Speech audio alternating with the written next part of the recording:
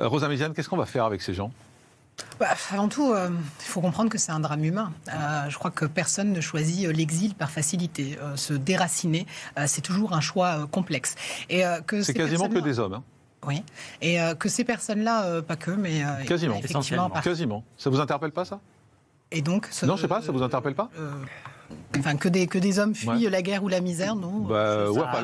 Il y en a qui viennent de Tunisie, on l'a vu. Il y en a qui viennent. Il n'y a pas de guerre en Tunisie ? Non, mais par contre, vous avez des migrants africains en Tunisie qui vivent une violence particulière du régime tunisien. Oui, certains sont parfois abandonnés dans le désert. On a vu des propos racistes du président tunisien. Donc la situation n'est pas facile. Et d'ailleurs, il faut comprendre que la plupart des migrations sont dans les pays frontaliers et pas l'Europe comme unique Eldorado. Et d'ailleurs, les exilés, on considère plutôt, si je peux terminer, s'il vous plaît, la plupart du temps, ils considèrent d'ailleurs la France plutôt comme un pays de transit parce qu'ils comprennent parfaitement que l'Eldorado, c'est pas une tente à Porte de la Chapelle. Et ça, ils l'ont parfaitement compris. La plupart du temps, les gens veulent travailler, d'accord ? Ils ne sont pas là par oisiveté en réalité. Et il faut les accepter en France ? Ce que je dis, c'est que certains ont peut-être vocation à rester, d'autres non. En réalité, on est... le problème, c'est que vous savez bien que quand ils rentrent en France, c'est impossible de les faire partir. Ça, c'est notre incompétence. Oui. Ça, c'est notre incompétence, parce que ça demande de l'argent. Que ce soit bien accueillir ou que ce soit expulser, ça demande de l'argent, parce que c'est coûteux aussi d'expulser. Et des accords. Et ça demande exactement de la diplomatie. Mais là, on est en train de parler de 6 000 personnes. En 24 heures, hein. S'il y en a 6 000 par jour qui arrivent, ça va être un peu compliqué. C'est parce qu'il y aura. Là, il y a une situation complexe en Libye qui fait que aujourd'hui, un certain nombre de personnes... Ils arrivaient de Guinée, ceux-là, ce qu'on a vu. Pas directement. Certains sont passés par... Eux arrivaient de Guinée. Non, mais de Guinée initialement. Mais certains sont passés par la Libye, sont passés par la David Tunisie. Xavier Weick veut vous interpeller depuis tout à l'heure. C'est pas un problème de Guinée. On voit bien qu'ils viennent de Guinée, ils viennent pas de la Libye, où il y a eu effectivement des drames, comme au Maroc. On voit bien aujourd'hui, d'une part, qu'on n'est pas en capacité d'accueillir, et d'autre part, que les pays comme la Tunisie sont effectivement, et vous l'avez rappelé, à juste titre, très violents envers l'immigration. Pourquoi nous, sans être violents, mais on ne peut pas être ferme au niveau européen, puisqu'aujourd'hui, effectivement, Mme Meloni ne peut rien faire tant qu'elle reste dans Schengen. Si elle ne fait pas un moratoire, et c'est ce qu'avait proposé Nicolas Sarkozy en 2012, malheureusement il n'a pas été réélu par la suite, c'est de faire le seul moyen de contraindre l'Union européenne, c'est qu'une des grandes puissances, c'est-à-dire l'Italie, les pays fondateurs, fassent un moratoire sur Schengen. Pourquoi on se met en opposition à l'Union européenne ? Parce que c'est aujourd'hui l'Union européenne qui ne protège pas. C'est celle qui ne protège pas. Je poursuis mon propos, les anti-européens. Vous avez posé une bonne question. Pourquoi on se met en opposition à l'Union européenne ? Parce que c'est elle qui organise. Moi, je voudrais parler de la question.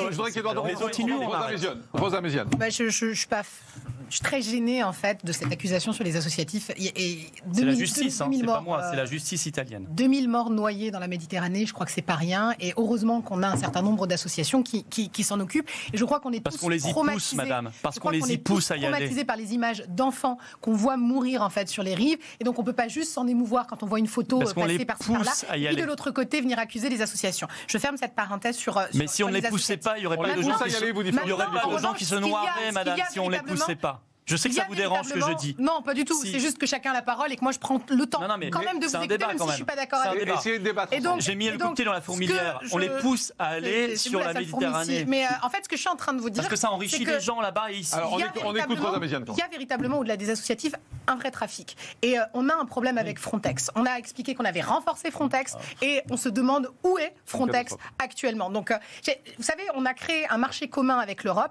et en fait, mis à part faire du business et mettre des règles en fait commerciales, on n'est pas en capacité d'avoir une politique commune parce que chacun va dans son sens. Et aujourd'hui, l'Europe tout entière, les pays tout entiers sont en train de regarder ailleurs. Et ils en ont strictement rien à faire de l'Italie qui, depuis plus de 10 ans, on est bien d'accord, est en train de souffrir. Et donc, il est là le vrai sujet. Moi, je ne suis pas contre l'Europe, je parle de renforcer l'Europe. Et là, vous en voulez encore plus.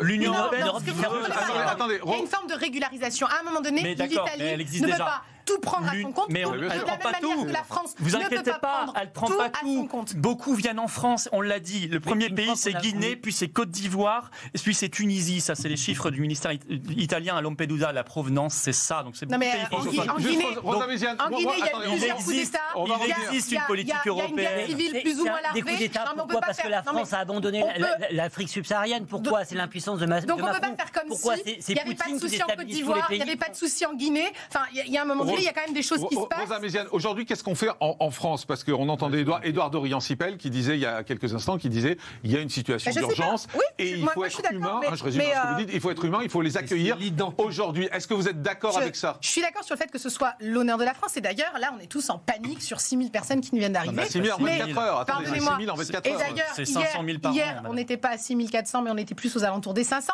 Mais il est vrai que c'est massif. Personne ne peut le nier. Pour autant, on a accueilli 4 millions d'Ukrainiens. J'ai pas entendu parler de submersion ukrainienne. Donc c'est quoi? C'est du racisme? C'est du racisme? Non, on n'a pas accueilli 4 millions. Je me questionne sur notre capacité extraordinaire. Si je peux terminer une phrase. Non, mais il ne faut pas mentir. Je m'étonne sur notre capacité extraordinaire à bien accueillir les Ukrainiens et être en panique lorsqu'il s'agit en fait d'une immigration africaine. Ça, c'est un sujet. C'est faux sur les 4 millions d'Ukrainiens. D'une part, c'est faux. Non, parce que déjà les hommes sont sur le front, contrairement. Donc ce ne sont pas des personnes. Et les femmes et les enfants qui sont accueillis, il n'y a pas 4 millions en France, c'est 4 millions sur l'ensemble de l'Union européenne. Mais l'Europe a été capable de les accueillir. Et c'est sur les abords de l'Ukraine. Donc c'est un autre débat très différent. Mais c'est fou, parce que là, ça vous gêne terriblement. Non, pas du tout. J'ai pas vu d'Ukrainiens. On voit bien que la conséquence de ce qui se passe, à cause notamment de Poutine en Afrique subsaharienne et en Afrique du Nord, on voit bien les conséquences aujourd'hui. D'accord, mais qu'est-ce qu'on fait? Est-ce qu'on les accueille? Moi, c'est ça. L'urgence. Est-ce qu'on les accueille? Oui,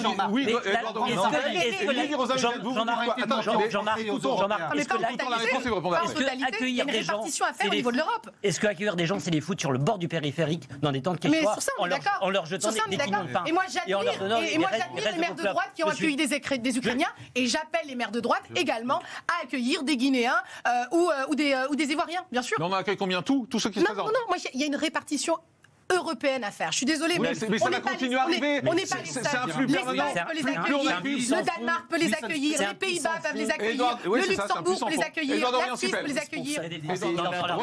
Rose et Florian Philippot, vous avez tort, je pense. Je suis la première à vous rejoindre sur le fait qu'aujourd'hui il y a une précarité rampante en France et aujourd'hui nos politiques sont pas à la hauteur, il est clair. Mais par contre, j'ai pas entendu les Français d'abord quand il s'agissait des Ukrainiens. Et